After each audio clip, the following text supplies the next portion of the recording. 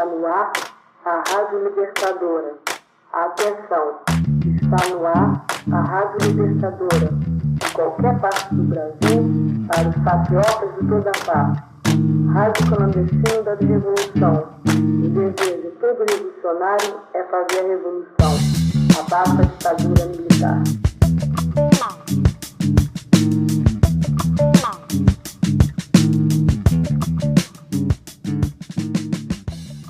Salve, salve! Esse é o Antifacast, o podcast da Ação Antifascista de São Paulo. Eu sou a Vitória. Eu sou o Pedro e hoje a gente trouxe aqui a Natália Silva, do coletivo Minervino de Oliveira. Minervino de Oliveira, né? Acertei. E o Gabriel Colombo, lá do PCB, pra gente conversar um pouco sobre os limites da democracia burguesa. E daí, já é tradição, né? Ou, na verdade, é assim que tem que ser mesmo. A gente sempre pede pra vocês se apresentarem e falarem um pouco da trajetória de vocês, né? Como foi esse processo de se politizar e ir para a esquerda radical e como vocês chegaram, né, no PCB e no Minervino. Não sei quem quer começar. Pode começar. Nossa, pode ser eu. Bom, sempre tive ali aquela vivência de estar ouvindo rap. Muita gente, assim, na esquerda de movimento negro acaba ingressando por esse caminho, né? Mas eu acho que a inserção mesmo política, organizada, foi no ano do golpe, ali da ascensão do Michel Temer como presidente, né? Então, na minha cidade também teve esses movimentos, assim, de frente, de unir, muito movimento autônomo, né? Eu me formei militante no movimento autônomo, participando de construção de ato. Depois veio o movimento estudantil e ali também voltado tudo para movimento negro, assim. Virar um pouquinho, sabe? Tudo voltado para movimento negro também. E aí, depois eu fui me aproximando, né, das frentes do PCB, assim, porque eu queria muito estar em uma organização que não fosse só local, né? Eu acho que foi até uma frase que eu vi, assim, da Angela Davis, solta, nem sei se é da Angela Davis mesmo, mas falando sobre como era importante a construção política se dar em um âmbito mais geral, assim, até pensando em internacionalismo e tudo mais. Aí eu fui me aproximando muito do comunismo, assim, da luta abolicionista penal, todas essas pautas, assim, que são bem radicais e que sempre colocam pro caminho de que para resolver precisa acabar o capitalismo. E aí eu falei, ok, para onde que eu vou então? E aí eu entrei no Minervino e tô aí desde então organizada, construindo, e é isso. Ah, da hora. Muita gente já que passou aqui no podcast veio, né, dessa coisa de contracultura, principalmente punk e rap, né? Tipo, sempre tem a galera que, tipo, vem mais da rua, assim, tal. Sempre esses dois movimentos que... E eles têm uma relação entre eles, né, na verdade, assim, principalmente aqui em São Paulo, o punk e o movimento hip hop, né, nasceram no mesmo lugar, assim. Tipo, não nasceram no mesmo lugar, mas tinham o mesmo ponto de encontro. Que era a São Bento, assim. Então você pega, tipo, os caras do rap e tem vários relatos, assim, que eles trocaram ideia com o punk, pegaram, tipo, fanzine, esse tipo de coisa, assim. Da hora, bacana. Foda. Muito massa.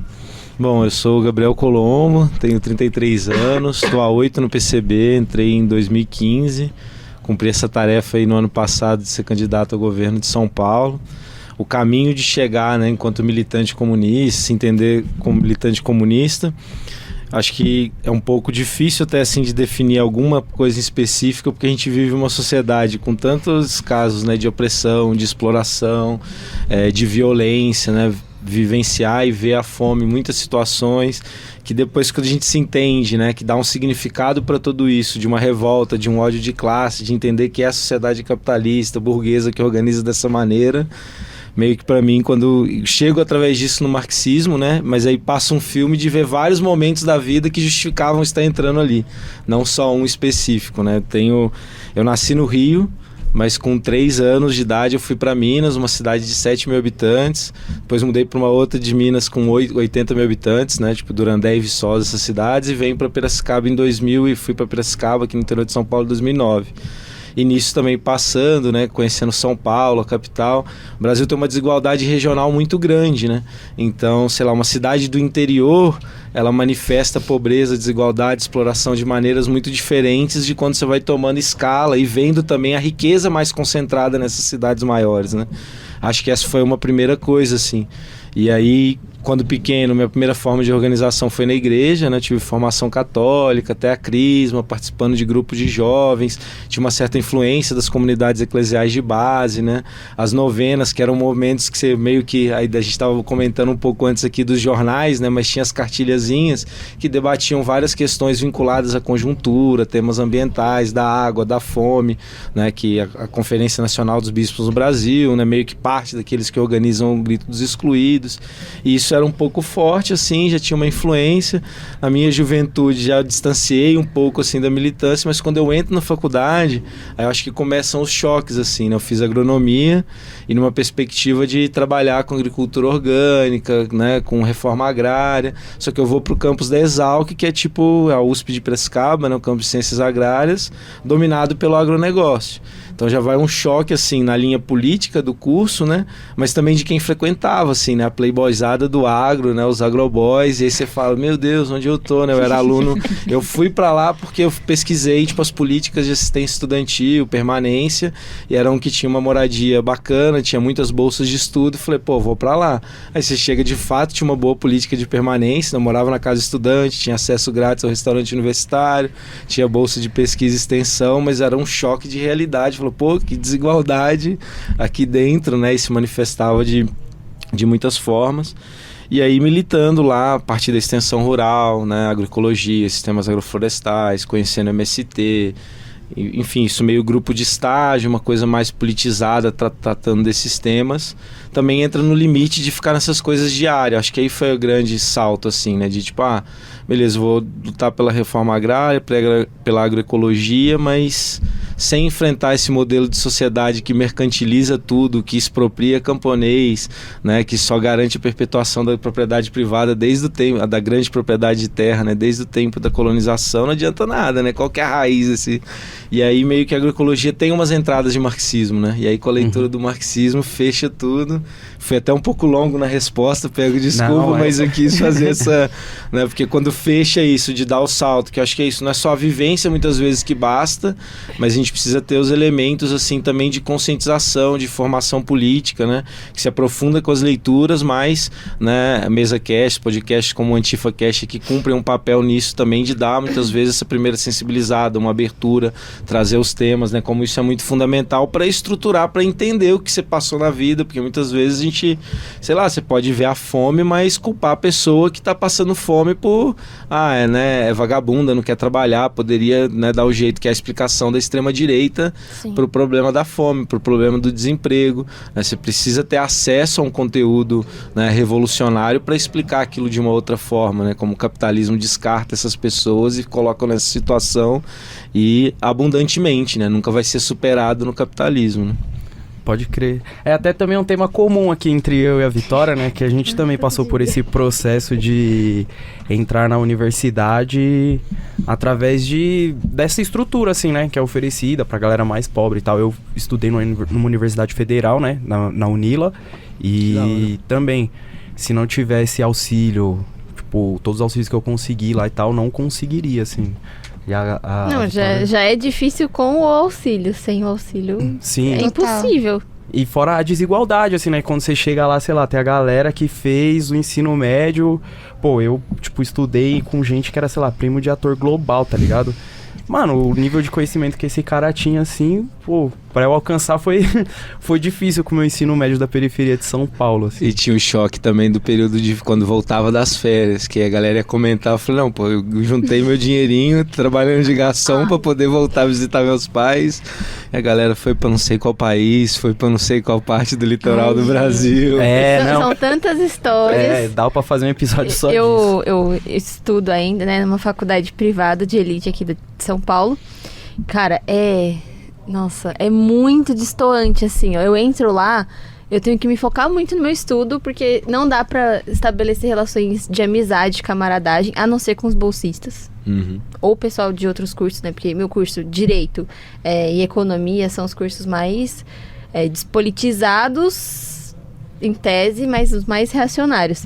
Então, é muito difícil você estabelecer uma conversa. Eu falo, geralmente, assim, pros meus amigos, de um episódio que eu tive em 2020, antes da pandemia, que eu fui pra aula, que, tava um frio, eu moro no Grajaú, um frio do caralho, assim. Eu tava com meia calça, eu tava com calça jeans, tava com bota, tava com 2 meias, 2 blusas e uma jaqueta. E eu cheguei demorou tanto pra eu chegar na faculdade que eu cheguei igual cebola, né? Tirando as camadas. E aí eu lá, tipo, mano, caralho, mó calor, né, velho? Puta que pariu, o pessoal pode vir de chinelo, pode vir de pijama praticamente. Eu tenho que me montar pra guerra pra sair de casa. Aí a menina chegou bravíssima. Ai, não, porque meu pai comprou meu carro e ele nem perguntou a cor que eu queria. E eu lembrei, cara, da minha pressão baixando no trem, que eu quase desmaiando, tendo que descer uma estação antes. Eu falei, puta que pariu, velho. É outro mundo, assim, tipo. E de gente, já estudei com um filho do advogado do Aécio, que não era tão reaça quanto o cliente do pai. Mas, assim, gente alto escalão, assim, da sociedade paulistana, tá ligado? E não dá pra estabelecer vínculos saudáveis, assim. O próprio curso, ele já é super, tipo... Até vai entrar no nosso papo, assim, de que... cumprir a lei, a Constituição, que ela é... A gente tá no Estado laico, tudo, que a Constituição é o conjunto de normas que rege o nosso Estado. Só que a gente, às vezes, vive como se ele não tivesse uma ideologia. Mas a Constituição tem uma ideologia. Quando coloca lá a proteção à propriedade privada, a gente está assumindo que a ordem que vai reger a nossa sociedade é a ordem capitalista, né? E, tipo, o curso do direito, eu vou me encerrar já, mas o curso do direito, ele parte como se esse fosse o normal do mundo. Tipo, não existe nada além do capitalismo. Não há nenhuma forma melhor de se relacionar. Mesmo que durante o curso inteiro, por exemplo, no curso de penal, a esmagadora maioria dos professores fala, não tá dando certo.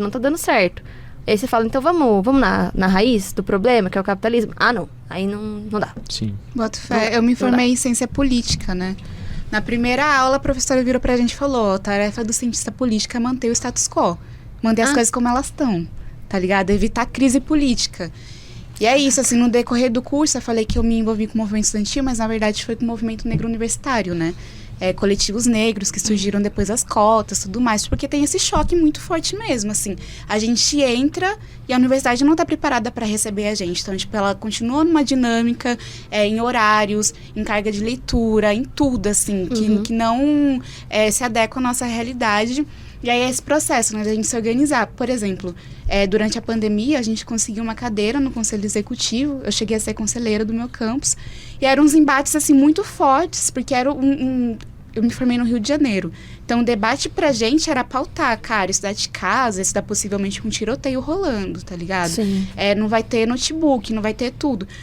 O trampo que nós teve para conquistar a galera de que as aulas só poderiam começar com o tempo hábil da galera receber o auxílio, que foi uma treta também pra gente conseguir colocar um valor adequado para conseguir comprar um notebook firmeza, um celular firmeza para estudar.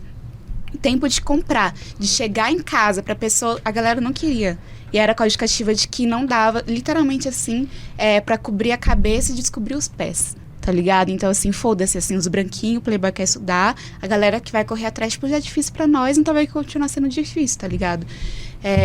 Isso foi um embate muito grande, mas também um embate que conseguiu politizar bastante, assim, a universidade em algum nível, sabe? De saiu com um saldo organizativo e com uma vitória política também, porque no final, com organização, a gente acabou conseguindo ter essa vitória, mas batendo muito de frente, assim.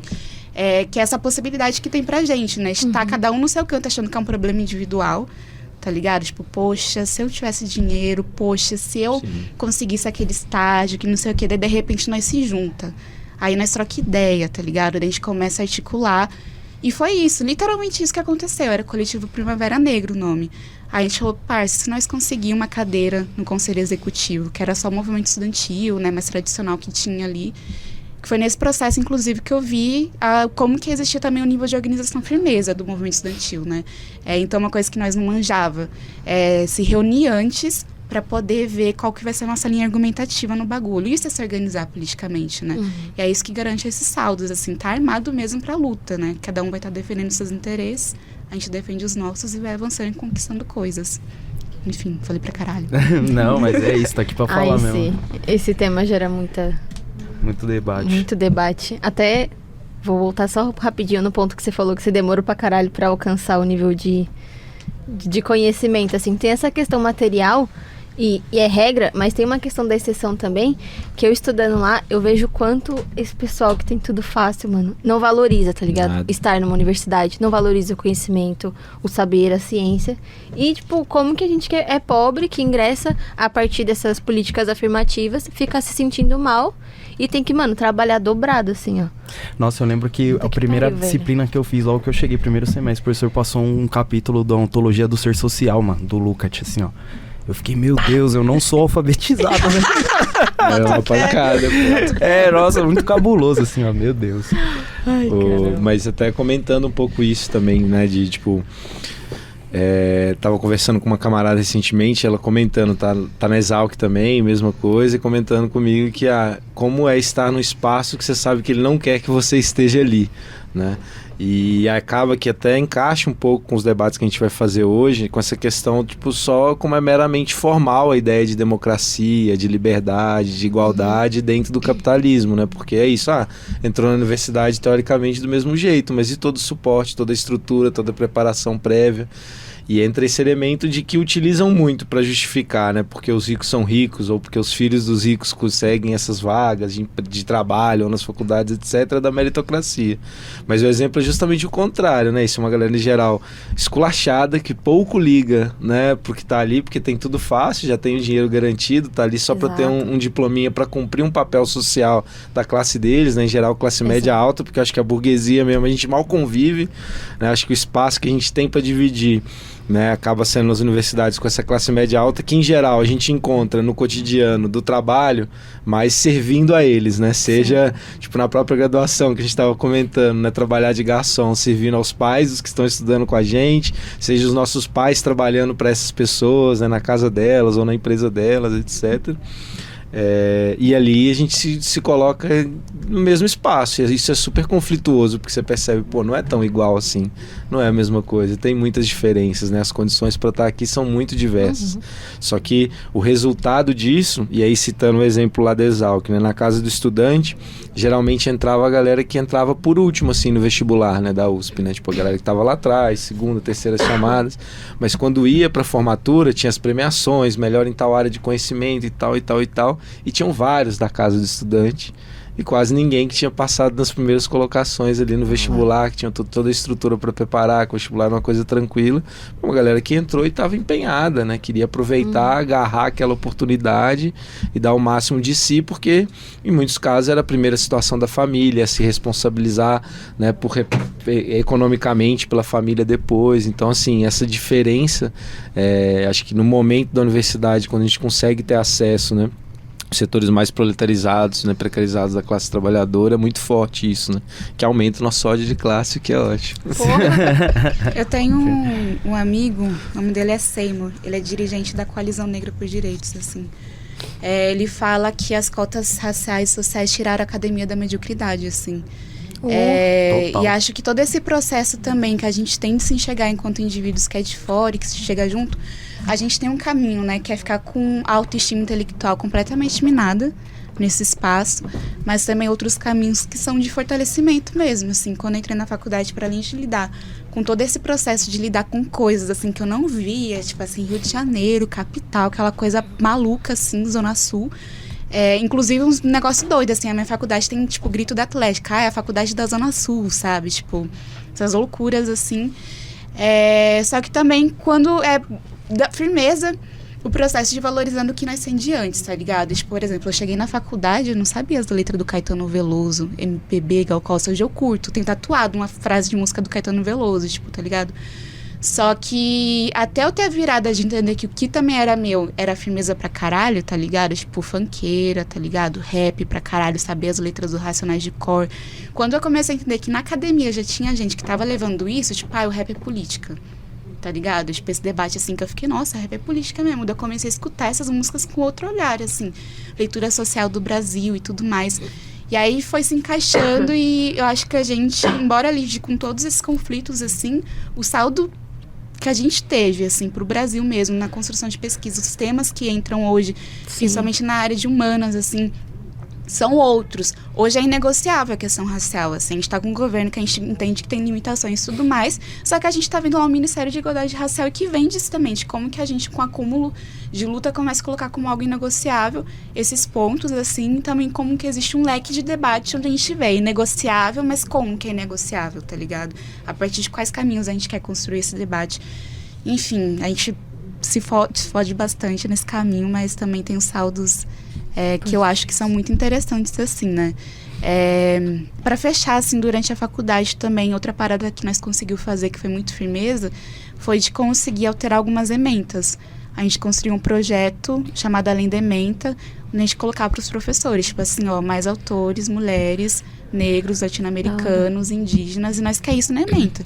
Tinha professor que torcia o nariz, professor que não curtia, tá ligado? Mas também tinha professor que queria ouvir isso e que foi adequando, assim. E a médio prazo, e aí, enfim, que é o interessante, mas também pra gente pensar se a gente quer que seja a longo prazo, assim, que seja tão difícil a gente conseguir, de fato, ter algo mais de equidade mesmo, assim, sabe? De você pegar uma ementa e você pelo menos ler Montesquieu, mas ler Montesquieu sabendo que, tipo, vai ter as páginas, sei lá, da página 50 à página 80 que o professor indicou, mas vai ter a página de 40, 50 que vai ser Montesquieu falando que, enfim, todo o direito que ele está descrevendo ali do indivíduo não vai servir para o povo negro, porque o povo negro nem é gente. Então, como que tem um nariz largo, cabelo cacheado e tudo mais, não é gente. Então, tudo isso aqui que eu tô falando no meu livro, e aquilo a gente não lê, tá ligado? Tipo, como que a gente também pode pegar e reivindicar, olha, nós queremos ler isso e debater isso, porque isso ainda continua formando o Estado, assim, né? Toda essa concepção de direito e tudo mais. Sim. E porque também escancara essa não existência da neutralidade científica, né? Porque eles mostram pra gente os livros, os capítulos, ó, fulano disse tal coisa. Aí você vai debater alguma coisa em cima e fala, não, ó, é neutro, ele tá falando de outro ponto, aqui sociologia não se mistura com direito, não tem que pensar em geografia, em ciências humanas. Tratam, pelo menos no meu campo, tratam direito como se fosse uma ciência exata, tá ligado? Uhum. Uma relação meramente lógica. Técnico, né? Não, e dependendo do tema, eu mesmo, eu vim da geografia, né? E a geografia lá da Unila é miltoniana, assim. Galera, tipo, vem do Milton Santos. Mano, pra fazer um TCC falando sobre questão racial, foi uma dor de cabeça. Que eu tive que fazer um capítulo só justificando porque era relevante falar sobre isso na geografia, tá ligado? No Brasil. Mano, parece bizarro, né? Mas infelizmente a academia ainda tem muito disso, né? Parece que a galera fala, não, ó, você pode falar, mas até a página 20, porque a partir da página 21 você vira militante, não sei o quê, mas, mano, Sim. Todo mundo tem um ponto de vista, tá ligado? Nossa, isso de escrita militante é foda, quando tentam podar, assim, a gente, né? Sim, sim. E a Unila, ela é super, tinha uma visão que a Unila era super à esquerda, assim. Há controvérsias, há controvérsias, depende do curso, assim, enfim. Boto fé. Deixa abaixo. Agora a gente vai dar um cavalinho de pau pra pauta, de fato. Oficialmente a pauta. Mas eu quero pegar um gancho que você falou quando você começou a se articular politicamente, né, em 2016, que foi um momento que você estava começando, eu também, uma galera, mas eu acho que a gente consegue analisar aquele período que foi de muita contradição, né? A gente foi exposto a muitas contradições até do que era dito como a esquerda, né?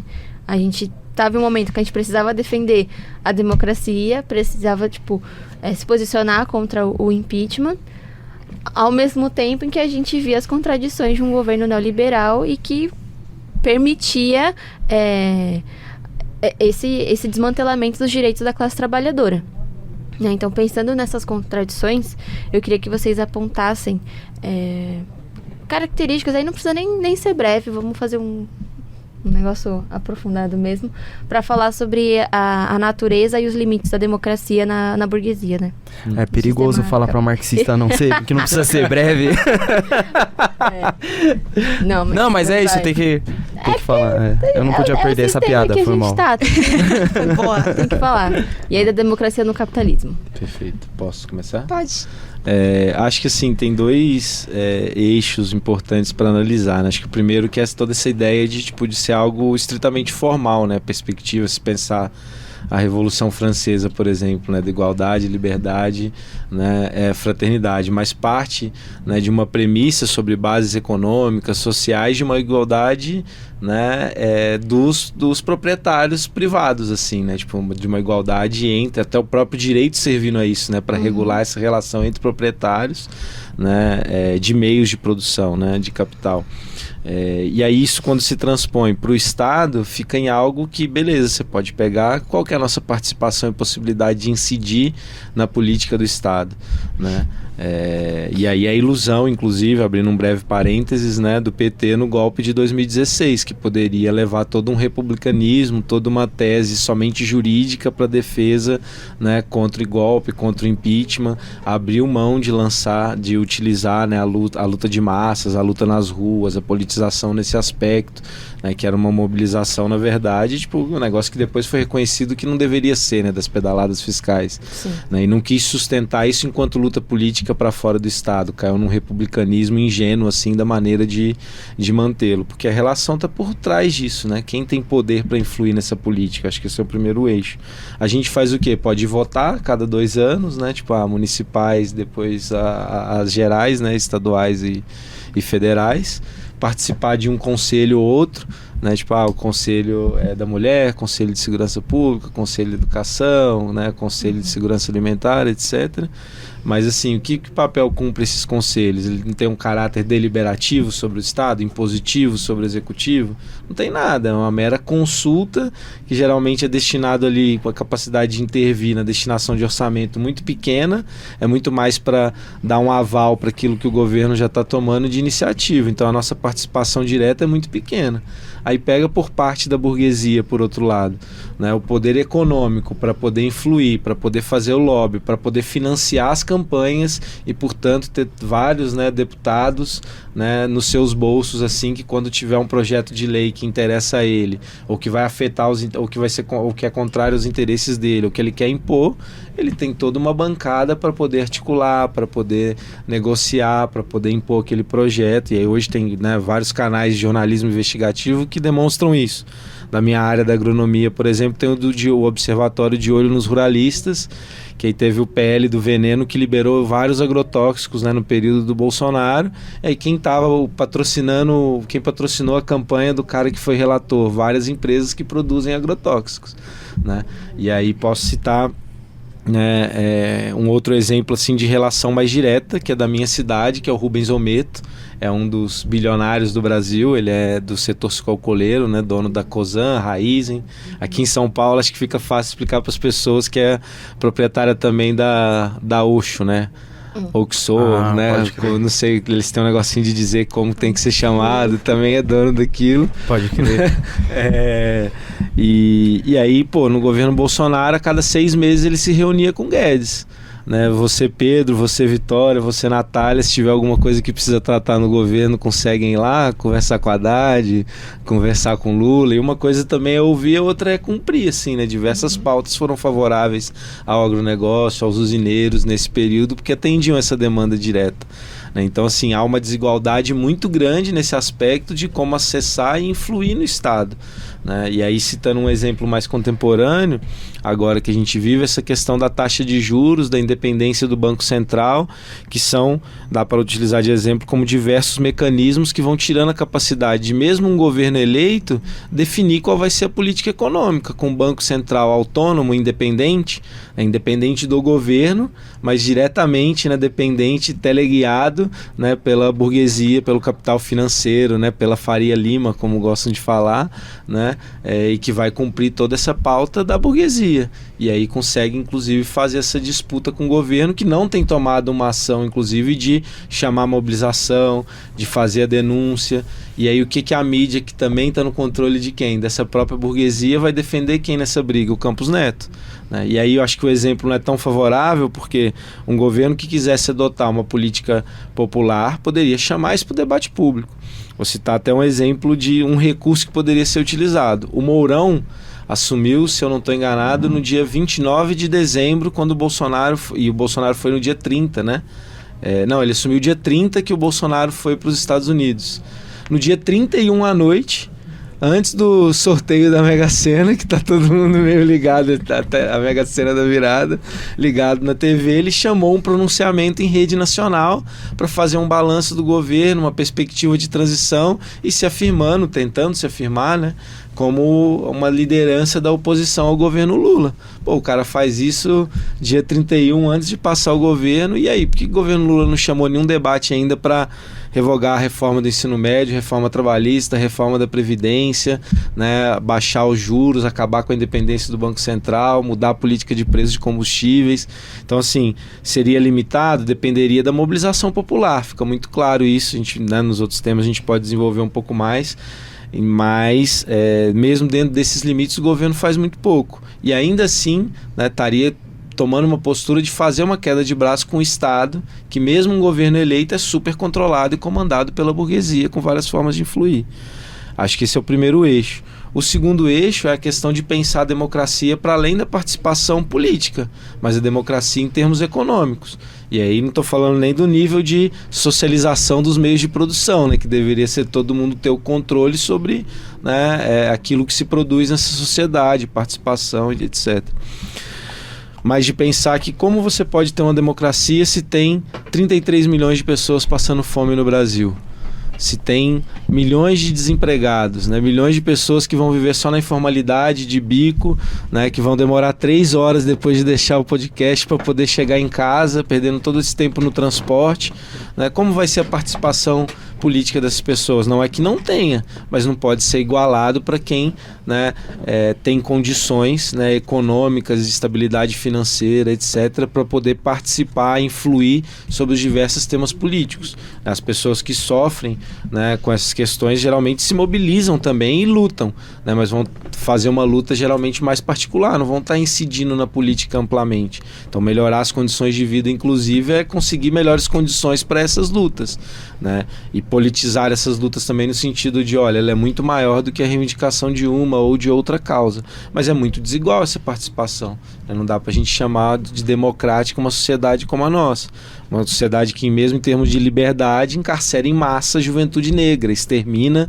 né, a juventude negra nas periferias, né? Então assim, isso já demonstra todos os limites, né, dessa democracia burguesa, e um esvaziamento, né, quando a esquerda opta por fazer da defesa e da luta contra Bolsonaro uma defesa da democracia em abstrato, né? Tipo, vamos defender o Estado democrático de direito, mas não pauta essas condições, né, concretas de vida, né, tipo, da melhoria das condições objetivas de vida das pessoas, né?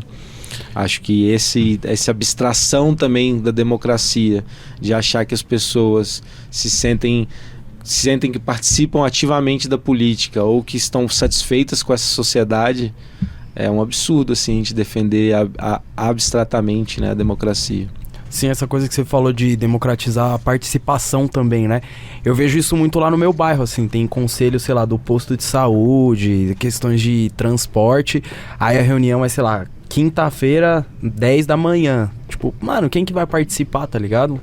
É um punhado de pessoas que estão ali no bairro, mas muitas vezes a galera que trabalha nem fica sabendo que vai acontecer a reunião, assim, e são espaços que tem vários limites, né? E apesar de, tipo, da parca, a importância que tem, a galera ainda restringe nessa participação, né? Sim. Possibilidade de participação massiva. Fiquei pensando um pouco até na primeira pergunta, assim, que eu falei sobre a aproximação com o rap.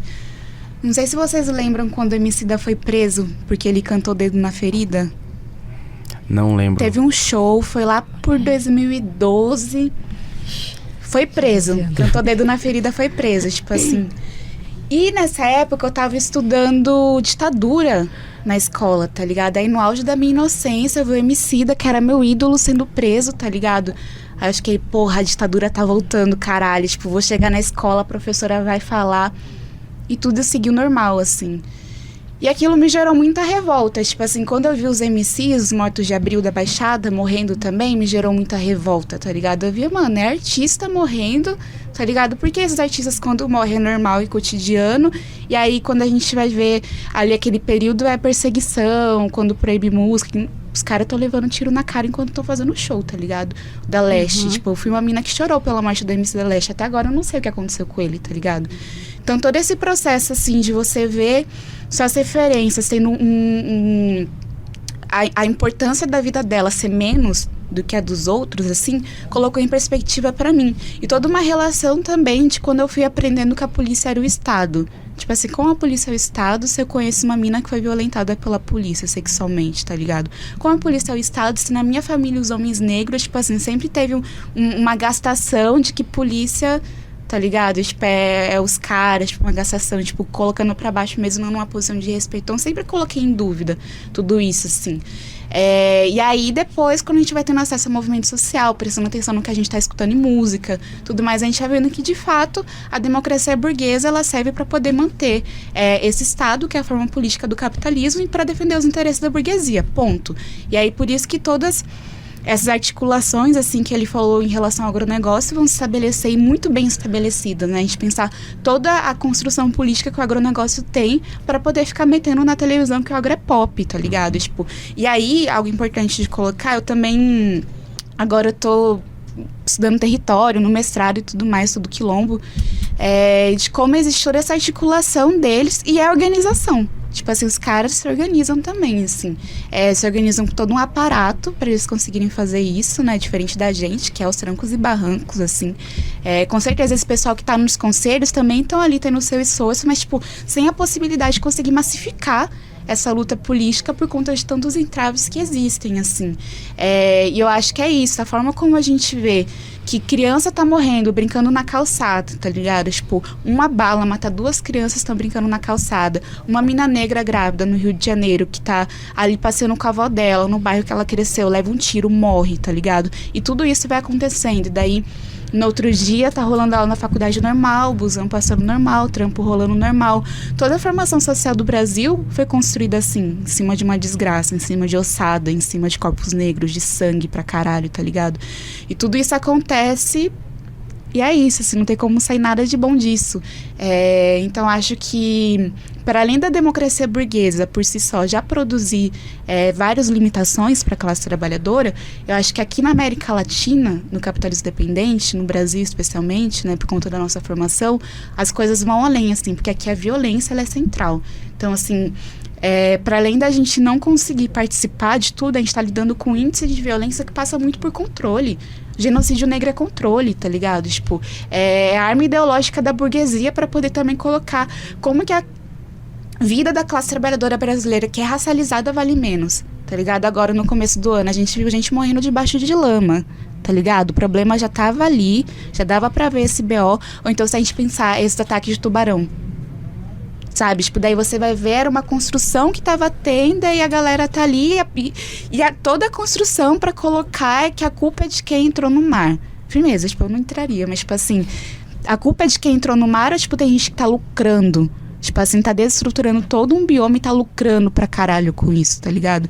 Então, e pensando que todas as limitações que existem, tem gente que tá, mano, ficando rica pra caralho com isso, tá ligado? Hoje a gente tá vendo a mudança climática acontecendo. Já saiu o relatório falando que até 2050 o ar que nós respiramos não vai dar mais pra respirar.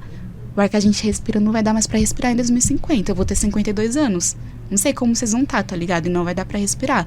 E assim, a gente tem que ter uma certa urgência para poder acelerar esse processo, para mostrar as limitações de tudo que existe hoje, enquanto Estado, enquanto tudo, porque a gente está aqui buscando se organizar e construindo, os caras também estão, não à toa que eles estão querendo colonizar Marte, tá ligado? Tipo, para meter o pé, porque eles já pegaram a visão de que toda essa limitação que existe da democracia burguesa para poder servir esse modo de produção é também um modo de produção que está acabando com tudo, sabe? E outro ponto que entra também para mim, assim, que é muito fundamental de pensar, para além dessa questão do acesso à construção política e tudo mais, é acesso a lazer, acesso à qualidade de vida, tá ligado? Um acesso onde sua vida não vai ser pegar um busão e tudo mais, você não vai ter contato nenhum com a natureza, parça. Tipo assim, nós não vai ter contato nenhum com a natureza, tipo, conseguir, tá ligado? Coisa pouca, assim, tipo, ter o parquinho ali que você vê o prefeito na sua cidade, que elege aquele parquinho. Na verdade, a função daquele prefeito, de fundo, é conseguir fazer com que o saneamento básico da cidade seja privatizado para um grande conglomerado, e aí volta também, porque embora nos grandes centros urbanos a gente veja a contradição de maneira mais latente, por conta, enfim, da maior concentração de renda, mais pessoas em situação de pobreza extrema, no interior também tem a atuação desse grande monopólio acontecendo assim a rodo, e nós nem tá ligado, assim. A atuação também dessas grandes empresas, conglomerados de saúde, que vai fazendo parceria público-privada e hospital do interior, tá ligado? E aí a gestão fica horrível e ainda cai nessa demanda, tipo assim, tá vendo como que a política e todo esse processo de despolitização que vai acontecendo quando é o setor privado e não o público que tá fazendo isso. Mas porque os caras têm, enfim, um monopólio na comunicação, vai ditar o debate. Eu acho que isso que o Colombo falou, da possibilidade de você colocar em pauta alguns temas, né, a reforma do ensino médio, a queda de todas as reformas que tiveram, a reforma trabalhista, a questão da aposentadoria, é a possibilidade que a gente vai ter de conseguir pontuar o debate, de pautar o debate, de falar o que a gente quer sem abaixar as nossas demandas, assim, né, pensando em qualidade de vida mesmo, porque eu acho que a radicalidade que tá aí também, a gente aceitar de cabeça abaixo toda a desgraça que a gente vê acontecendo no cotidiano, assim, e vê de maneira muito clara. Eu acho que hoje a questão do genocídio negro, por exemplo, você liga a TV, você tá de boa, aí do nada uma criança de 7 anos foi morta pela polícia, em marcha, tá ligado? Você vai continuar vendo uma criança. Aí eu fico pensando, por exemplo, se Cuba mata uma criança, tá ligado? Qual vai ser ali do bagulho? E aqui nós, porque nós é preto, nossa vida não vale de nada, e foda-se a mãe da criança, a família e tudo, e marcha, assim, vida que segue. Então, acho que é tudo muito bem construído para que essas limitações, na verdade, sejam alavancas centrais para o funcionamento do capitalismo aqui na América Latina, né? Sim, sim. E até acho que faz muito parte desse projeto mesmo, né, burguês de despolitização, a partir dessa descrença na política. Porque, na real, a raiz de toda a corrupção estatal que a gente vê é o setor privado, né? Tipo, toda a origem dessa corrupção, porque no final eles estão defendendo interesse da grande burguesia, né? E só que no final a conta chega e a galera vai falar, não, tipo, sei lá... óbvio, o voto, que é a ideia que a gente está trabalhando aqui, o voto tem lá os seus limites, né? Mas acho que abandonar a política completamente, né? Que meio que você vê, cada eleição que passa, o índice de abstenção aumenta, assim. A galera cria... E quando você vai conversar, eu falo assim, tipo, por experiência própria mesmo. Eu converso com parente, com amigo, com a galera do trabalho, né? A galera fala, não, porque corrupção... E aí você vai, tipo... reconstruindo a história com as pessoas, né, trazendo a memória, e aí no final a pessoa fala, pô, é mesmo, né, tipo, um monte de empresa envolvida, assim, porque no final a corrupção é feita porque as empresas que dão dinheiro pra galera, tá ligado? Tipo, tem como o Estado ser, tipo, corrupto por si mesmo, eu acho, assim, tá ligado? Tipo, tem um interesse de fora, um interesse externo que fica maquiado. E daí a conta chega pra própria sociedade e é isso. É um projeto, né? A sociedade, tipo, brasileira, latino-americana tem esse nível de desorganização e de barbárie, assim, porque tem gente lucrando com isso, tá ligado? Tipo, a gente tá se matando aí, tipo, na rua, um trabalho nada a ver, tá ligado? Super precarizado, tá, tipo, se estranhando dentro do transporte público todo dia, que, tipo... coloca a gente numa posição de estresse muito elevada, porque alguém tá tirando dinheiro, não é? Acho que também o Brasil tem até esse meio viralatismo que a galera tem, assim, né? Fala que no Brasil nada funciona. Não, funciona, mas a questão é que não funciona pra gente, tá ligado? Funciona pra galera que tá lucrando em cima disso, assim, né? Tipo... E daí acho que ela até adiantou já um pouco da pauta, assim, falou um pouco do Brasil, né? Daí eu já queria passar aqui pra você, Gabriel, que você falasse um pouco sobre o caso específico do estado de São Paulo, né? Você saiu como candidato aí para o governo do estado, né? E como seria segurar esse rojão? Sim. Pedro, vou pedir licença para voltar um pouco na questão anterior, né, para tratar um pouco de como a teoria marxista também entende a natureza do Estado, né? Mas muito rapidamente que o Estado vai ser sempre a expressão da dominação de uma classe sobre a outra. O Estado é sempre o Estado de uma classe. É por isso que o socialismo também é o Estado, tipo, proletário, né? São os trabalhadores se impondo à burguesia, né? Expropriando suas terras, socializando os meios de produção, né? E no capitalismo, o Estado burguês ele vai atender a burguesia para garantir as relações fundamentais de produção. Então vai garantir a propriedade privada, né? Dos meios e dos recursos sociais de produção, da terra, do capital financeiro, né? Dos bancos, da mídia, né? Das indústrias, do comércio, etc. E também vai garantir a venda, a relação, né, de venda de força de trabalho e força de trabalho disponível para isso, né? Então vai também expropriar as pessoas que têm pequenas propriedades, né, no caso do campo, e muitas vezes na cidade também fechando pequenos negócios para que tornem-se trabalhadores, um sistema uma dinâmica que muitas vezes também tem idas e vindas, né? Tem pessoas que deixam de ser proprietários, se proletarizam, mas depois de um determinado tempo voltam para um trabalho autônomo, né, ou para uma pequena propriedade, mas é nessa dinâmica. Esses são os dois eixos centrais que o Estado burguês precisa garantir: a propriedade privada dos recursos sociais de produção e força de trabalho disponível, né, para ser comprada, para ser explorada, né, nesse moinho assim de moer gente, né, que é o capitalismo, que é a exploração do trabalho.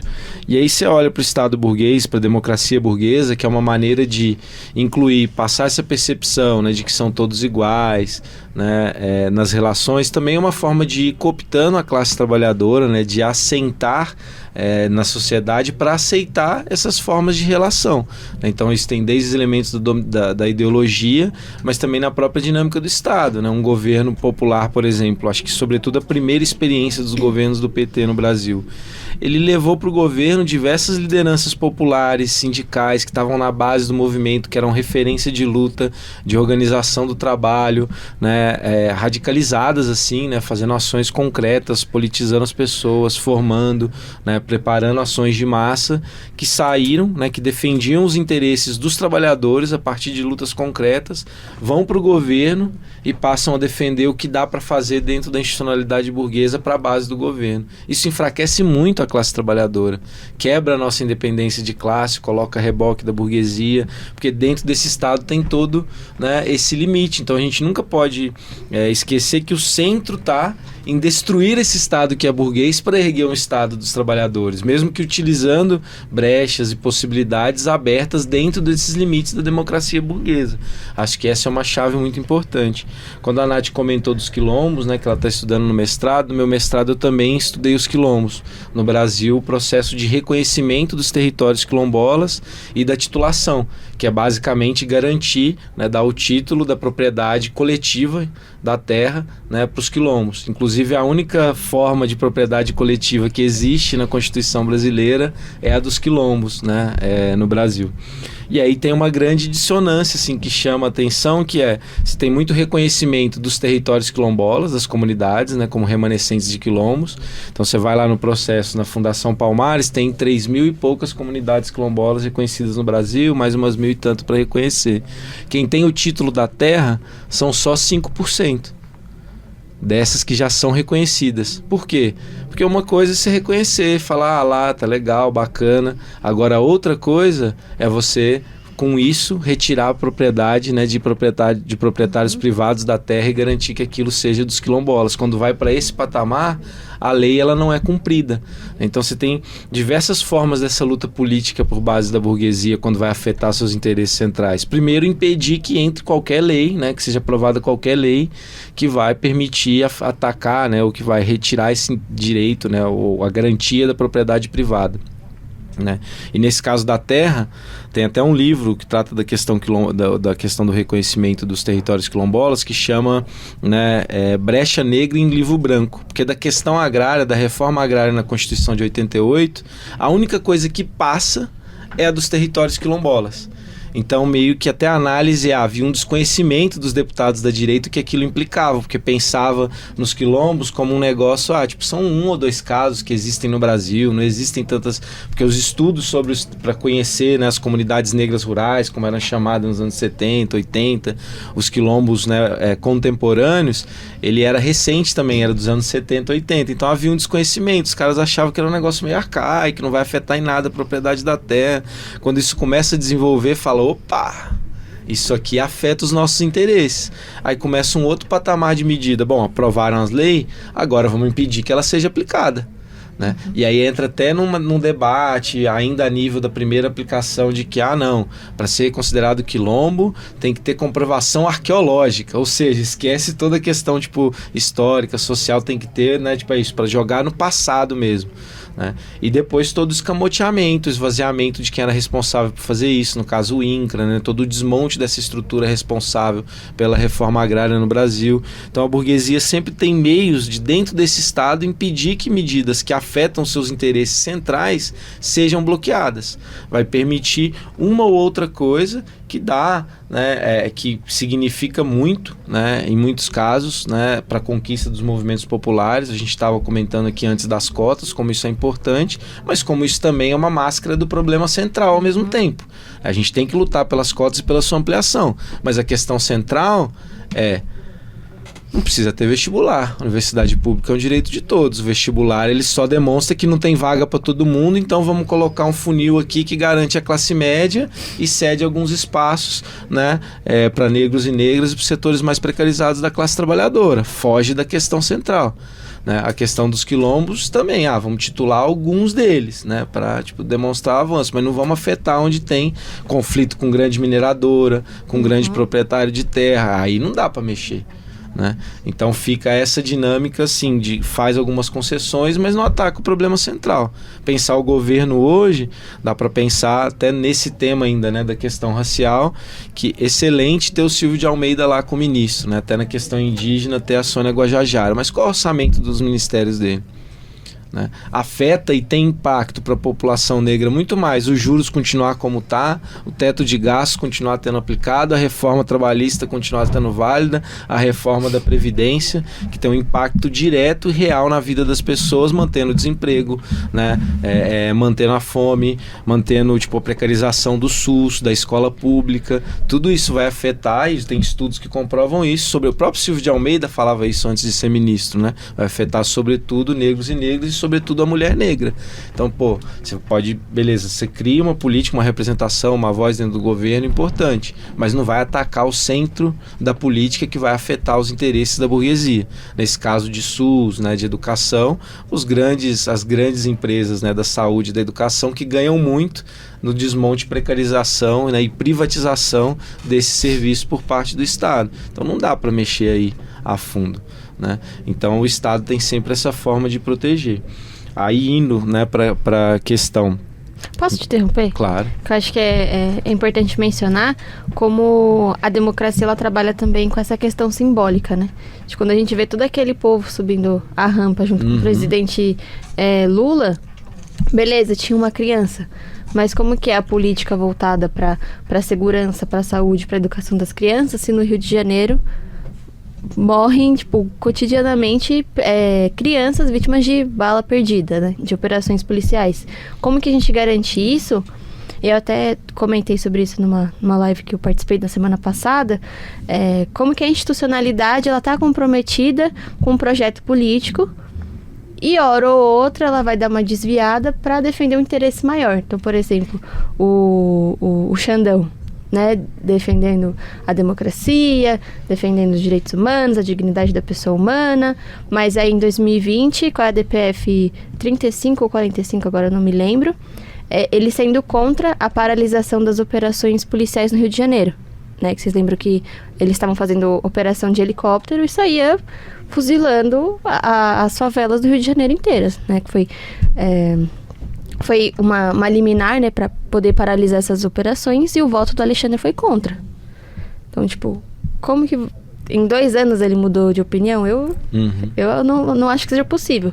Eu acho que entra muito mais essa questão de simbólica, né, de simbolismo, as pessoas pretas estão ocupando a faculdade. Calma lá, tem essas políticas afirmativas, mas as pessoas pretas estão saindo da faculdade, estão empregadas? Qual que é a porcentagem de pessoas negras e pobres fazendo mestrado, fazendo doutorado? A permanência também, que não é só entrar, né? Exato. Tem que se sustentar lá por 4 anos no mínimo, assim. Então eu acho que essa questão é muito importante, porque entra no aspecto que você falou da formalidade, né? A democracia, todo mundo tem acesso, mas também tem,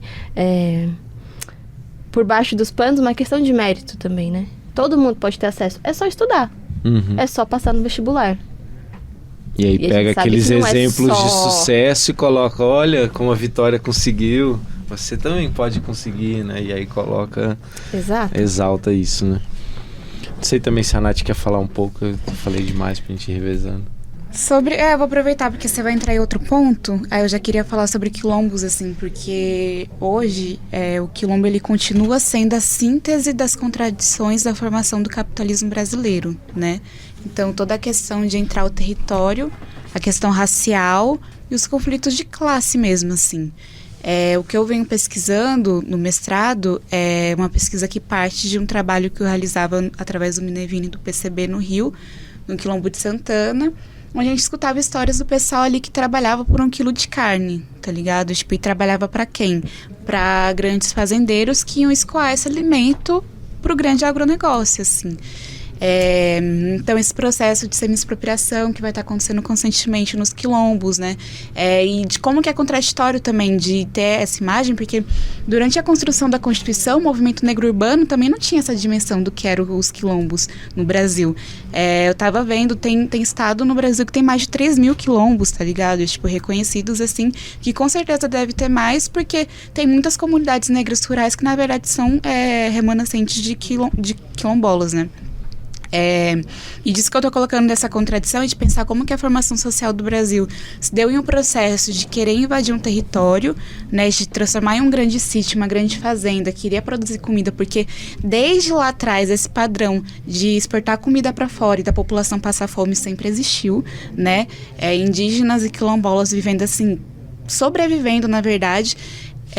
A gente frequentemente tromba histórias, né, de suicídio coletivo que acontecia, né, desses grupos não suportarem essa condição de vida. E aí, depois disso, a gente tem o fim da colonização do Brasil colônia, mas que daí a gente também já vai estar vendo um processo de fim da escravidão, com um processo ligado totalmente à privatização da terra. Então, a gente não tinha onde plantar para conseguir comer, não tinha como a gente estabelecer uma economia de subsistência, nem nada do tipo. Teve um processo, né? Tem bastante quilombo hoje, que na verdade eram de terras doadas, inclusive pelos senhores de engenho, assim, mas que isso foi ínfimo perto da desgraça que a gente estava vivendo enquanto classe, e de retomar essa questão quilombola, porque historicamente no Brasil é isso que tem pra gente. Enquanto o movimento comunista tem 100 anos de história, o movimento quilombola tem muito mais, o movimento indígena de resistência tem muito mais, acúmulo mesmo, assim, acúmulo prático organizativo, e tem pra gente olhar, pra gente estar junto, porque a gente também tá aqui somando e construindo, né, tipo, no caso do quilombo, a gente tem militante ali, então não é como também se fosse, só pra frisar isso, porque às vezes surge uma fala como se fosse eles e a gente, né? Uhum. A esquerda e eles, acho isso péssimo, assim.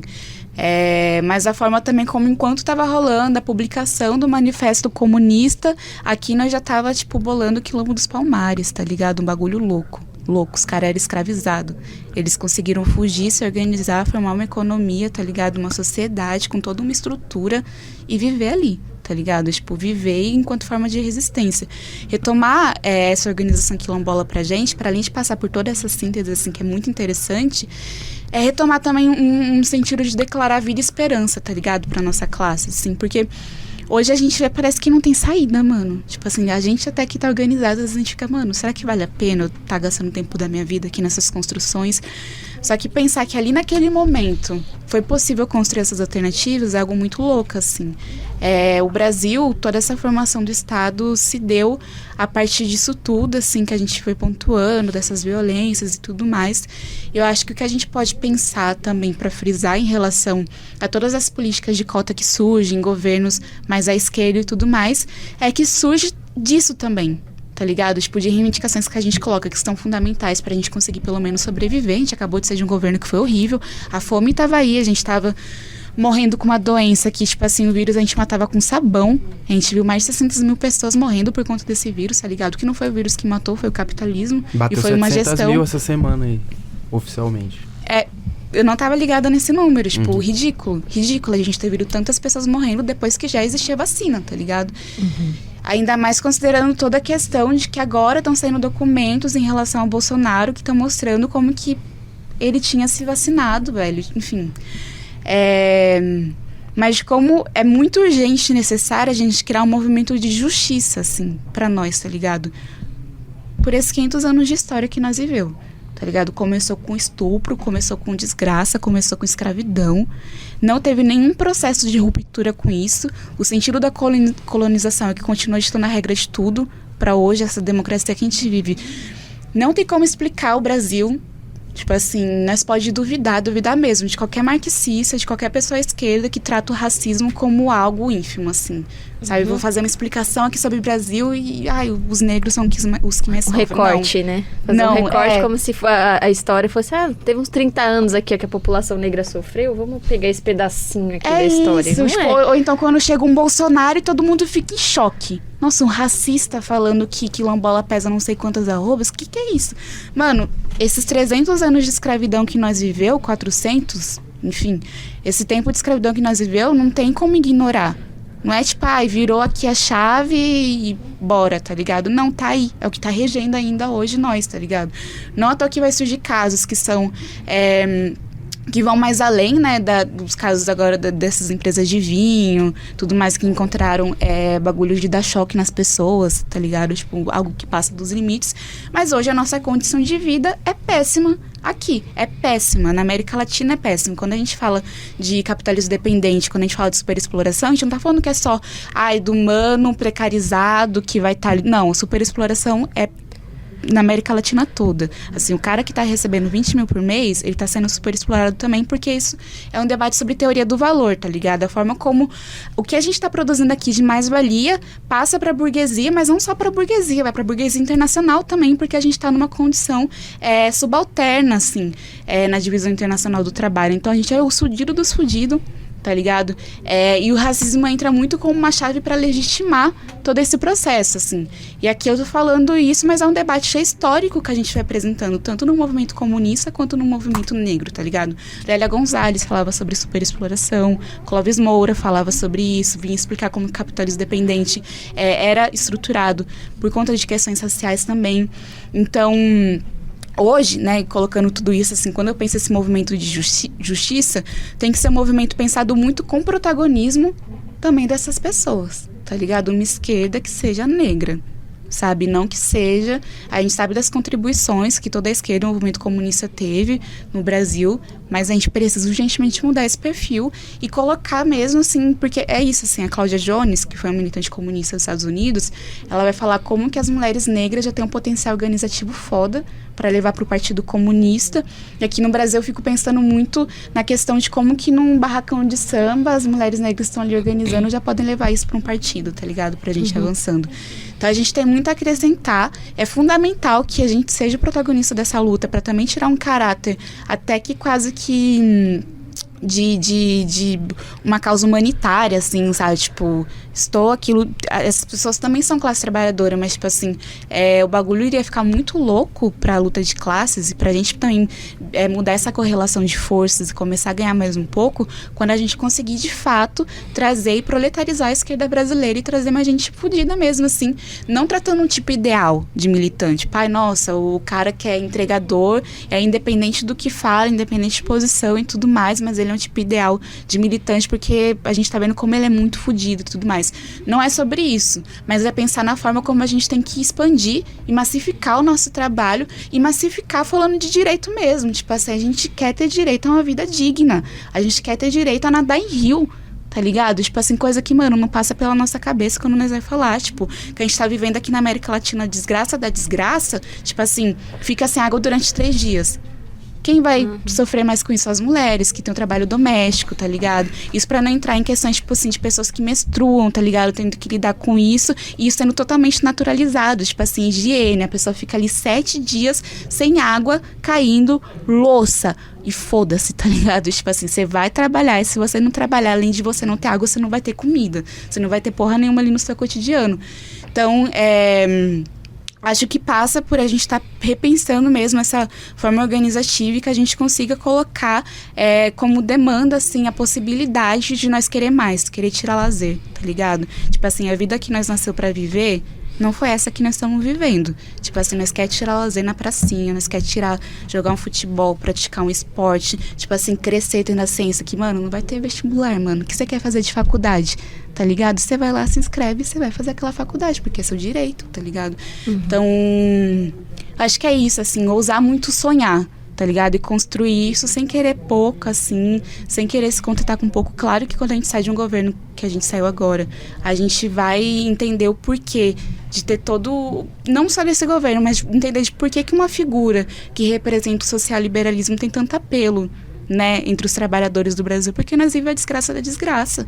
A gente está falando de um governo que consegue garantir um índice menor de fome no Brasil e que é a grande figura política da esquerda, assim. Eu acho que a gente tem que construir mesmo um movimento que vai falar, nós estamos querendo mais, tá ligado? Nós estamos querendo ter acesso à terra, quebrar esse processo de mercantilização da vida, de tudo, assim. A gente quer brecar o capital financeiro, nós estamos querendo, tipo, controlar as águas, a gente quer controlar a exploração ambiental e travar a exploração ambiental, porque em 2050 a gente tá a fim de respirar ainda, tá ligado? Tipo, e não deixar as coisas irem acontecendo da forma como estão, pensando nesse movimento de justiça, porque a gente quer se entender enquanto classe, tá ligado? Então, quem foi escravizado lá atrás foi a mesma classe de oprimidos, assim, do Brasil. Então, entendendo isso, pensando em justiça para eles do passado, para nós do presente e pra gente do futuro também, assim, né? Isso tudo é sobre tomada de poder no final das contas, né? Que passa por toda essa questão que ele colocou de estar definhando o Estado mesmo e construindo um novo tipo de organização social e rompendo com esse modo de produção e avançando mesmo, assim, enquanto classe. Enfim. Sim. Eu acho até interessante vocês trazerem essa coisa do quilombo como um paradigma, né? Porque eu acho que ele é muito importante pra gente pensar não só o campo, mas a cidade também, né? Porque já trazendo até a perspectiva do Clóvis Moura lá da quilombagem, né? As formas de organização na periferia se assemelham assim também, né? E na cidade também a questão da terra é muito importante, assim, fundamental pra classe trabalhadora. Se a gente parar pra pensar, o fundamento jurídico da propriedade da terra é o quê? É a escritura, né? E quem que tem escritura na periferia? Ninguém, mano. Ninguém tem nada, tá ligado? Tipo, você não tem direito a ter uma casa e isso influencia na sua vida, né? Que é até a questão, tipo, territorial mesmo, de desenvolver relações, né? Tipo, com o local em que você tá, com as pessoas onde você tá. A gente vive essa vida maluca de ficar mudando toda hora, de ficar, tipo... A gente vê, assim, ó, na periferia, e eu falo por experiência própria, assim, que é coisa da minha vizinhança, dos meus amigos, meus vizinhos, tá ligado? Meus parentes.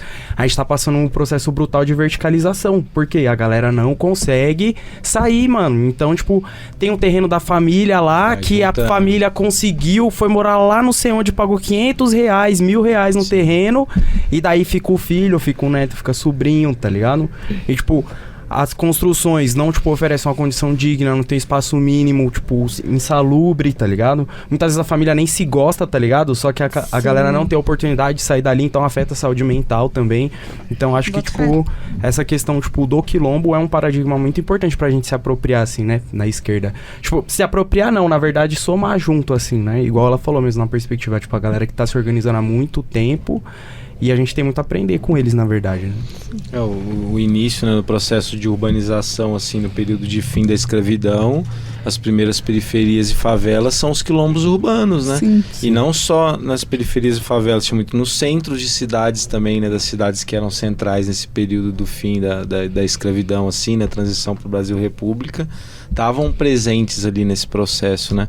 Porque tem também da transição do fim do trabalho escravo, da transição para o trabalho assalariado, um processo de marginalização também, né, das pessoas negras, que é muito forte. O Clóvis Moura estuda isso muito, de uma maneira muito da hora, que ele faz um estudo, tipo, que qual é o argumento? Tem que trazer as pessoas brancas da Europa porque os negros não sabem fazer os trabalhos que agora, com a modernização, o Brasil vai realizar, assim, né, nos setores. Aí ele pega e mostra, cara, não mudou nada tanto assim. E olha, os negros estavam nessas ocupações, né, os dados que tinha da época, ele pega e fala, olha, eles estavam lá, deixaram de estar. Porque assim como tinha uma burguesia comercial que lucrou com o tráfico de escravos, tem uma burguesia que está lucrando agora, ele fala do segundo tráfico de imigração, né, que era com os imigrantes da Europa, assim, que a burguesia também ganhava com isso, e era o Estado que pagava, né, então o Estado já promovendo essa forma também de racialização na divisão social do trabalho, demonstra como é muito intrínseco, né, não dá para falar de classe trabalhadora no Brasil sem falar, né, da questão racial. E aí tem essa marginalização no sentido de expulsar dos trabalhos, né, para que as pessoas brancas assumam, e aí isso vai levar a um processo de desemprego, de dificuldade de inserção nessa nova sociedade do trabalho assalariado, que qual vem a política logo em seguida de tratamento para as pessoas nessa situação? que é a violência policial, tipo, né, o extermínio, é a prisão, é a tortura, todos esses elementos, né, já estão postos ali nesse início de formação da sociedade burguesa, né, capitalista no Brasil, fazendo essa transição do período escravista social. Então isso tem um marcador racial muito claro, que é mantido até hoje, quando a gente pensa no que a gente já falou aqui do encarceramento em massa, do extermínio da juventude negra, nesse próprio processo de marginalização e perificização da cidade, né? Onde mora a maior parte das pessoas negras está na periferia. Então você tem esse elemento de divisão que é espacial, né? E também de divisão social do trabalho, que fica muito marcado desde, né, do processo inicial de desenvolvimento do trabalho assalariado no Brasil, assim. Sim, claro.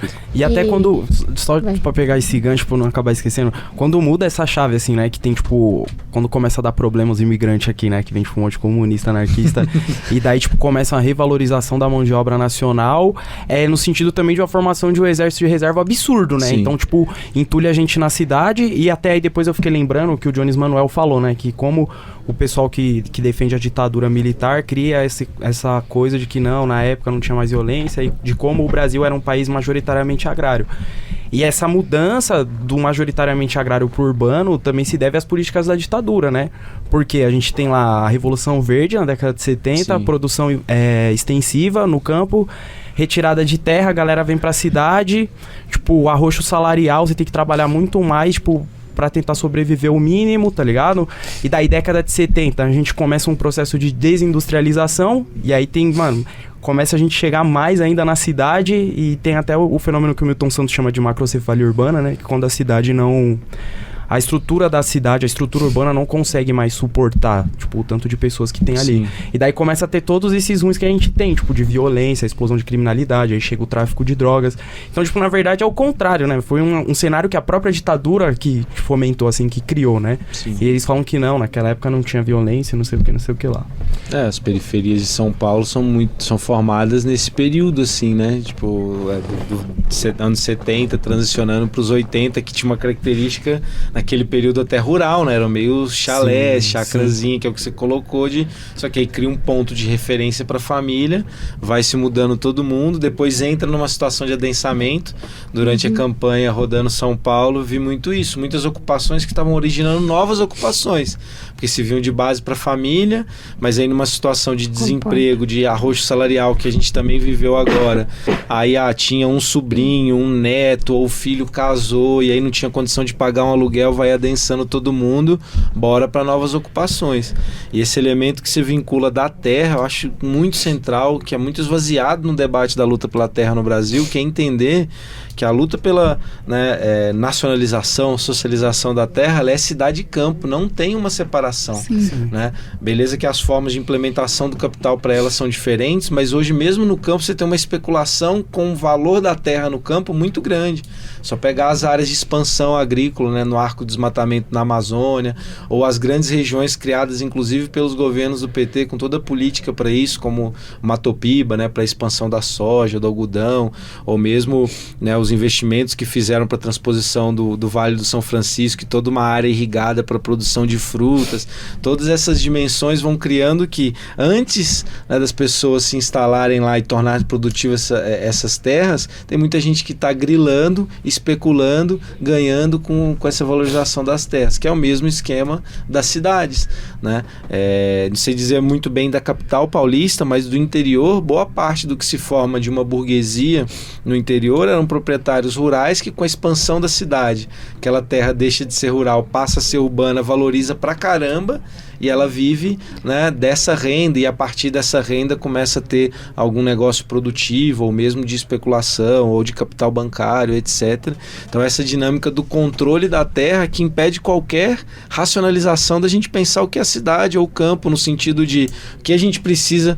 O Brasil, chamado país do agronegócio, com 33 milhões de fome, demonstra que o capitalismo não consegue olhar para qualquer processo e organizá-lo no sentido o que a gente precisa para atender para que todas as pessoas possam comer e comer bem, né? Para que tenham que se vestir, né? Porque também o algodão, né?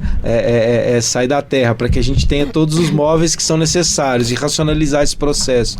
Vale o mesmo para a cidade de pensar, como não garantir moradia para todas as pessoas, né? Como não pensar a organização da cidade também em termos de transporte, de saneamento, né? É isso, a gente vive no século, né, 21, né? Tem os bilionários aí dando voltinha no espaço, e a gente tem no Brasil mais da metade da população aí com dificuldade de acesso a saneamento ou a água tratada. E sabe o que eu acho curioso? É que, a partir do comentário de vocês três, é muito visível, assim, que a história do Brasil, ela é um período de efervescência constante, assim. Tá sempre tudo pegando fogo. Ou é a questão agrária, ou é a questão que também se liga, né? A questão de moradia, de segurança pública, de saúde, de educação. Mas quando, por exemplo, tem a eleição, né? Que a gente vive um período fascista, né? De 2016 até agora 2022, com fascismo na institucionalidade, né? Com o governo de Bolsonaro, Temer. E aí quando esses governos que destroem o país, né? A gente já tinha todas essas questões, essas problemáticas, e vem um governo que intensifica isso, vezes 1000. E aí quando a gente consegue superar, em termos formais, esse governo, esse momento, a gente escuta muito falarem sobre reconstrução do Brasil. E aí eu acho que até uma questão que você fala, por que quando Caetano estava sendo proibido de fazer letra, era censura, mas porque quando um MC de funk leva um tiro no rosto, não há um problema, é normal, porque negros são assim, são criminosos, são violentos, sabe? Tem muito essa questão racial também, mas aí eu interpreto como uma grande contradição, assim, né? A história brasileira é super contraditória, e tem essa também, a gente vai reconstruir o quê? Porque parece que a gente vivia numa calmaria, né, antes de 2016, que ela não era, se existia, ela não era dividida com toda a população, porque a gente tinha todas essas questões que vocês estão mencionando, né? Então, eu vejo esse ponto contraditório muito forte, e que a gente vem falando aqui, mas a esquerda, ela precisa saber lidar com as contradições, porque ao mesmo tempo que a gente está falando, não, calma, não existia calmaria, era terror, barbárie, violência, carnificina. Mas também não dá pra gente ficar com o governo Bolsonaro. Também não dá pra gente ter os capitalistas assim, com a mãozinha em cima do botão de emergência, que é o fascismo. Então, e aí já encaminhando pra gente concluir essa conversa, acho que eu falo pelo Pedro, que a gente vai precisar de uma parte 2. Vai. Só fazendo um adendo antes que eu esqueça, tá. Só, quando a gente fala de Brasil e Liga América Latina, tem gente que às vezes não se sente, sei lá, representado, não entende, assim, né? Eu já tive muito essa discussão com o pessoal na quebrada. A galera, não, mas eu não sou latino-americano, não me sinto. A gente tava falando dessa questão da terra, né? E o Mariátegui escreveu sobre isso em 1928, mano. Falando do caso peruano, assim. Como que, apesar de o Peru ter uma formação específica, um tanto diferente da nossa, por questões raciais, inclusive, mas como que é um tema que liga, tudo, tá ligado? Toda a nossa experiência latino-americana no capitalismo, né, nessa modernidade capitalista. E no Peru, especificamente, uma similaridade entre o racismo com os indígenas lá e o racismo com as pessoas negras aqui, né? Claro. E, inclusive, lá ele já fala dessa questão, de como... Em algum momento ele fala basicamente, se a gente der a propriedade aqui pra essa galera, eles já têm uma forma de vida comunal, tá ligado? Então já é um passo pro socialismo, sabe? É muito louco, eu recomendo aí a leitura, 7 ensaios de interpretação sobre a realidade peruana. Tem o Tempo do Descanso também, né, que fala bastante sobre essa questão de como foi quando houve uma reforma agrária, mas toda a estrutura para você poder produzir estava na mão dos empresários. Então, eles foram perdendo as terras e acirrando nesse tempo de... nessa sensação de... eu tive o que eu precisava, mas eu perdi. Então, na verdade, eles nunca me deram o que eu precisava. Pode crer. Tá ligado? Aí o tempo de descanso é de você saber reconhecer as necessidades da terra, do cultivo, da cultura. Sim. E também de quando lutar e quando perceber o momento certo para lutar pelos seus direitos. Mas aí, voltando... A gente já tá batendo no teto aqui. Eu quero que vocês comentem brevemente, sabendo que teremos essa parte 2, porque a conversa foi muito boa. Como que seria um governo socialista, pensando nessas contradições que a realidade, que a história brasileira comportam? Acho que vou pegar a deixa do união e reconstrução, né? Que além da reconstrução tem a união, né? Como que você vai unir, né, duas classes antagônicas, né? E aí você, né, pensar isso, tipo, você vai querer reconciliar o escravo com o senhor de escravo, né? A dinâmica da classe trabalhadora, né, é a volta do chicote no lombo de quem mandou dar, né? Não é a volta do cipó de aroeira, né? Não é a ideia de, tipo, vamos reconciliar. Como que você vai, né, o próprio governo Bolsonaro, pensando em termos políticos, né? 700 mil pessoas que foram um genocídio promovido no país por conta da política da pandemia, básica, tipo, totalmente comprovada. E estimulado, que se fala pouco, pela burguesia, né, que tinha essa dinâmica de não vamos fechar, de não vamos parar, e a responsabilidade daqueles que, para lucrar com a saúde, desmontaram o SUS e influenciam diretamente isso. Então, assim, como que, ou no trabalho, né, que você trabalha arduamente, né, dá o suor e o sangue e não consegue pagar o aluguel e ter o mínimo de, né, pagar aluguel, comprar comida, cuidar da família, nunca dá a grana, e você fica endividado com um banco ainda, que tem uns caras bilionários, né, que estão ficando cada vez mais ricos, cobrando juros que te extorquem. Como que você vai querer reconciliar, né, com essas classes? Não é essa a dinâmica, né? A revolta, o ódio é muito presente na classe trabalhadora, se expressa em vários momentos, conseguir organizar e direcionar ele é fundamental. Então não era cair num sentido de apaziguar e reduzir, né, esse ódio, mas organizá-lo, né, num sentido de apresentar uma alternativa política que a gente entende que é o poder popular. E aí quando a gente estava disputando o governo do Estado, que a gente falava justamente isso, a gente não vai ter maioria na Câmara, né, como todo mundo justifica, inclusive o rebaixamento das pautas políticas, porque não tem maioria na Câmara. Ué, mas coloca lá a pressão popular, a mobilização, greve geral, olha o que os franceses estão fazendo agora, botando fogo, parando tudo, porque vai ser aprovado, né, usando um artigo, inclusive, que impede passar pelo Congresso a reforma da Previdência lá para passar de 62 para 64 anos. Então, assim, o poder de você estar num governo, chamar essa mobilização para questões fundamentais, como algumas que a gente já citou aqui, em São Paulo, algumas concretas, né, a questão do metrô, né, das linhas 8 e 9, apelidada Via Calamidade, né, que todo mês aí tem uma ocorrência, uma falha, trem descarrilhando, pessoa tendo que andar de via, sobrelotação, etc. Menos... na época do Lollapalooza. Não travou uma escada rolante nessa linha nova esmeralda que eu pego todo santo dia. Todo domingo eu pego, tá atrasado. Esse último domingo aí tava funcionando 100%. Obrigado, Lollapalooza. E aí, pô, você coloca pra população, vai trazer esse debate. Tarcísio tá querendo privatizar agora. Mas assim, desde a questão formal de ter quebras de contrato por parte da CCR, né, e Grupo Ruas, mas desde a mobilização popular que vai sustentar isso, é muito grande. Né, essa questão financeira que pega muito. A gente tem muitas famílias endividadas no estado de São Paulo. São Paulo tinha um dos maiores bancos do país, que era o Banespa, e foi privatizado, entregue todo o salário, orçamento público na mão, né, do Santander, assim, que se tornou um grande banco privado no Brasil com isso sendo feito. Fazer um banco público para dar crédito acessível para a família, para fazer, né, os financiamentos, inclusive, de expansão de política de moradia aqui no estado de São Paulo, né, para política agrícola, para garantia de produção de alimentos para que ninguém passe fome, expansão de restaurantes populares. Pensar outro elemento que é fundamental nessa disputa das ideias e na vitória política, que seria a comunicação. São Paulo tem me fugiu o nome agora do Roda Viva, TV Cultura, né? TV Cultura é uma rede estadual em São Paulo, beleza, está na mão de uma fundação, mas pode ser administrada a serviço dos trabalhadores. Ter o horário lá semanal do AntifaCast na TV Cultura, passando na TV, tá ligado? Então isso é uma disputa de ideia e colocar para vamos trazer os interesses dos trabalhadores, né? Isso é fortalecer a construção do poder popular, basicamente, que passa por chamar todas essas contradições que são vividas cotidianamente na classe trabalhadora, dar um entendimento de que, olha, tem uma outra classe que é responsável para isso.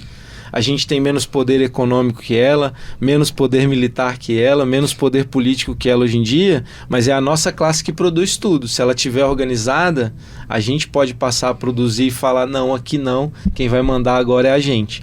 Então a gente até tem uma compreensão, e aí caminhando para finalizar, né, e num convite chamar as pessoas a se organizarem politicamente, né, e que é entender essa construção do poder popular, ela já se dá nesse cotidiano, desde quando você faz uma greve, faz uma ocupação de escola, faz uma brigada de solidariedade, faz uma cozinha solidária, enfim, faz diversas ações, são iniciativas da classe trabalhadora para tentar lidar com essa realidade de exploração, opressão, violência, desigualdade, né? Tem um segundo passo desse processo de desenvolvimento, que é conseguir ir avançando isso numa unidade entre diversas categorias dessa luta, entre diversos setores, em torno de um programa.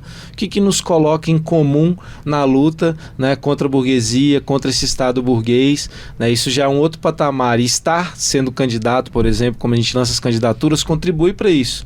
Porque uma coisa é a gente ir lá, panfletando, fazendo o trabalho de base, conversa com as pessoas, faz o olho no olho. Mas quando a gente está na campanha, a gente tem um mínimo de acesso a algumas entrevistas, chega em lugar onde a gente não chega. Pô, eu fui falar na casa do inimigo, pô, fui falar dentro da Jovem Pan e chegou para um público que a gente jamais alcançaria, né? E é isso, no debate a gente se garante, pô, se quiser colocar, vamos aí falar que a gente se garante no nosso debate, né? E tem um terceiro ponto, que é quando a gente começa, e aí a questão do quilombo é muito forte, a classe trabalhadora nesse processo de organização, de avançar, de desenvolver essas experiências, a ter um controle territorial também de algumas áreas, né? Tipo, é isso, as ocupações representam um pouco isso, elas mais articuladas nesse processo, ocupações de fábricas também demonstram isso, de escolas, em que assumem escolas no sentido popular, né? E aí um quarto ponto, que é a hora que sim, né, para enfrentar esse Estado, que é uma dualidade do poder. A gente está tão organizado, né, que o Estado pode dar uma determinada ordem e falar, não, aqui a lei é outra, aqui quem define a lei é o poder popular,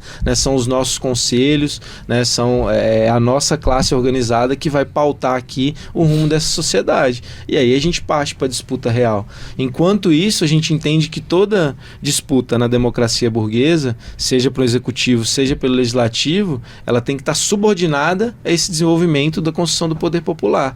De forma alguma pode ser um fim em si mesmo, que senão termina num rebaixamento, como a gente tem vários na história do Brasil, de pessoas que, né, saem do chão da luta assim, vão para o governo e se tornam pessoas extremamente de gabinete, de escritório, que vão muito mais conter a luta, conter essas contradições, né, o ser pelego, né, que é aquilo que fica entre o cavaleiro e o cavalo, né, para amortecer, né, o impacto da luta de classe, que é cotidiano, do que fazer a classe se organizar e avançar nessa luta pelo poder que é real, né, não por um que é meramente formal, que é o Estado burguês, né.